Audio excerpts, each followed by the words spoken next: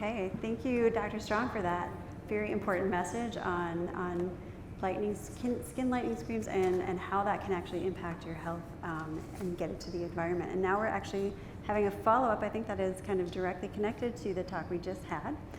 We have two speakers this time. We have Jessica Nelson and Fathi Ahmed.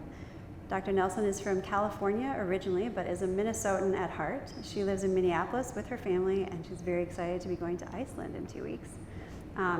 Fathi Ahmed is from Somali and lives in Minnesota with her family. She comes from a big family of 9 kids, mostly girls, and in her spare time she enjoys cooking, reading, traveling, and playing with her baby nieces and nephews. So they're going to talk today on Healthy Kids Minnesota, a new statewide program to measure environmental exposures in Minnesota preschoolers. So welcome today to the stage.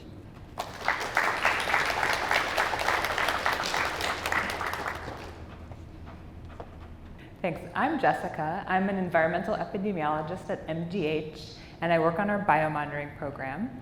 This work happens jointly between our unit, which is the Environmental Health Division of MDH, and the Public Health Lab. And I'm amazed to say that I've been at MDH working on biomonitoring for going on 13 years. Hi, I'm Fathi, and I also work with Jessica in the biomonitoring program at the Minnesota Department of Health. And I'm the newest member of the team. I just started in January as the biomonitoring program manager. And although I'm new to the program, I have a long-standing passion for biomonitoring issues, and especially the program's focus on health equity. And we'd like to take our time today to share with you about our Healthy Kids Minnesota program and why we both feel really excited to be working in this area from our different perspectives. So I'll share through the eyes of a relative government old-timer and also through the eyes of a parent of young kids who tried to have some biomonitoring done through clinical medicine, which did not go well at all. And I'll share through the eyes of someone who is newer to the program, and I have experiences with family and community that make this personal for me. For example, my dad got asthma that was exacerbated by air pollution, and members of my community being impacted by skin lightening, which you just heard about getting chemical exposures from there. So I can get us started by saying that we know that children's bodies are especially vulnerable to chemicals that are found in our environment. These are chemicals that are found in our air, water, dust, soil, food, and consumer products. Healthy Kids Minnesota is a new program from the Minnesota Department of Health that measures environmental exposures to these different chemicals. And this program is for preschool-age children that are between the ages of 3 to 6 around the state. And this is the first time that the Minnesota Department of Health has had a program like this that measures these chemicals across the state for children. So all kids in Minnesota are required to get an early childhood screening appointment. And this helps families and also schools find out if there are developmental issues early before the child starts going to school.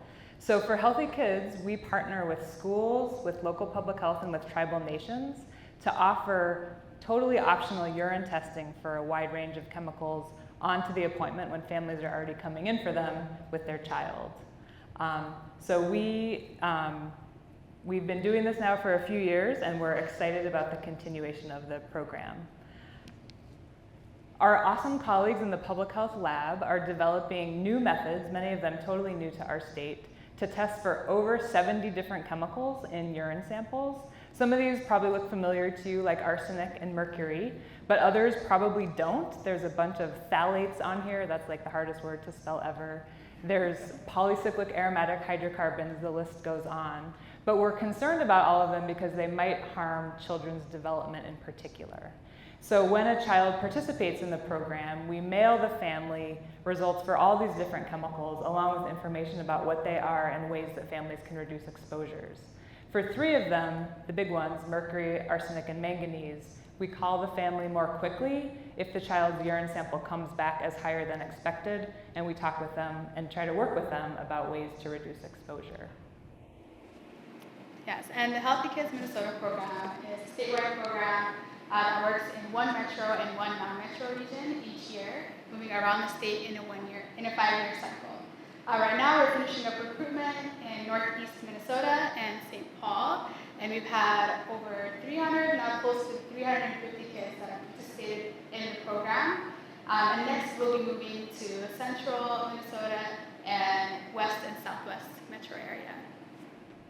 So that was a lot of information, sharing of facts. And we next want to tell you a little bit about why we feel this program is important and what its impact is in communities and on us personally. Yes, and I can get started. First, I'd like to share a question with all of you, which is, what motivates me to do the work that I do?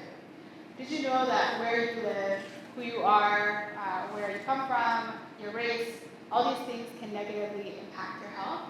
There are certain communities of color, low-income communities, indigenous communities that are disproportionately impacted by environmental exposures to these chemicals.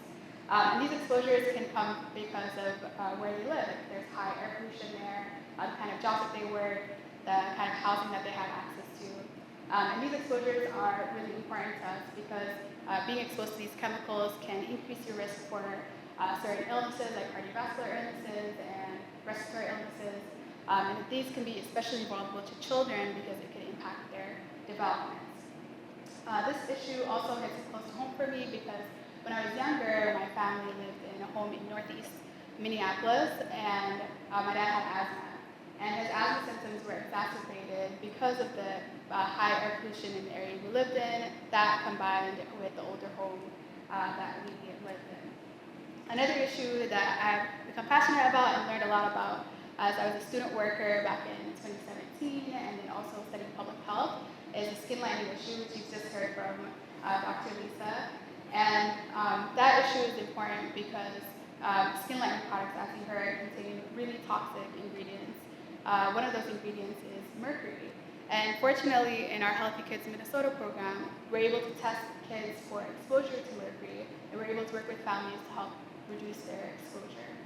And I feel really grateful to be able to do this work in the Healthy Kids Minnesota program and provide this kind of testing for chemicals that we know can be harmful to children, and especially providing this kind of testing to communities that are already experiencing health disparities.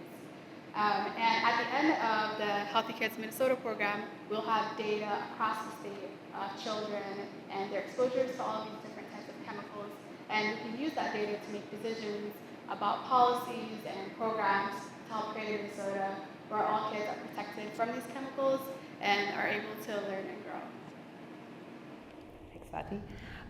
So I'll admit that I can sometimes feel a little jaded in my job, especially when there's some lengthy government process going on. I'm sure we've all experienced these. And when you're mired in the bureaucracy, it can be hard to see the bigger picture.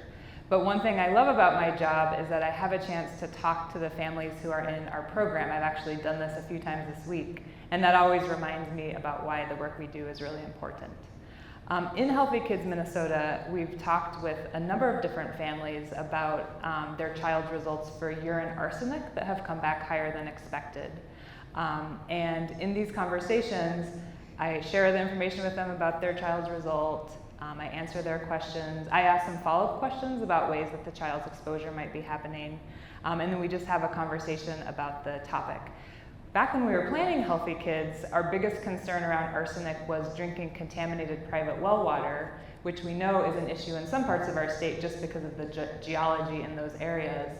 However, we're finding that frequent consumption of some types of rice may also look very likely to also be an important exposure pathway for kids from some communities in our state. So we've been having phone calls about that recently.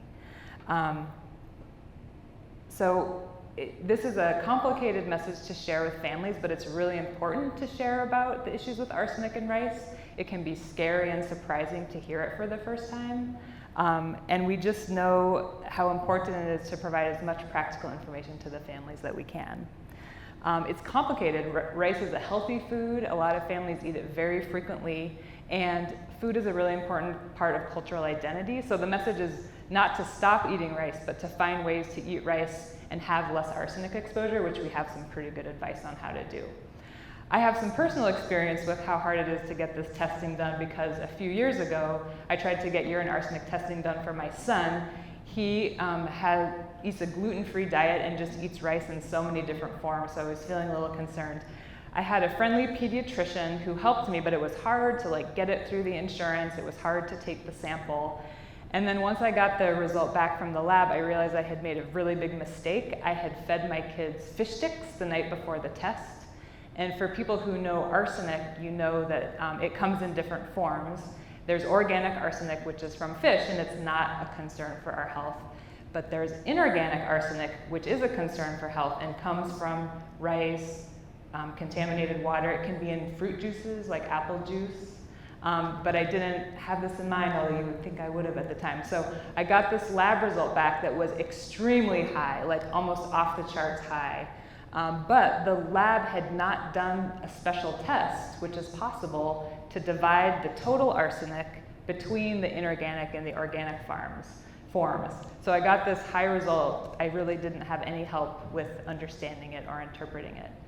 It feels really good to contrast that experience I had with what we can offer families and healthy kids.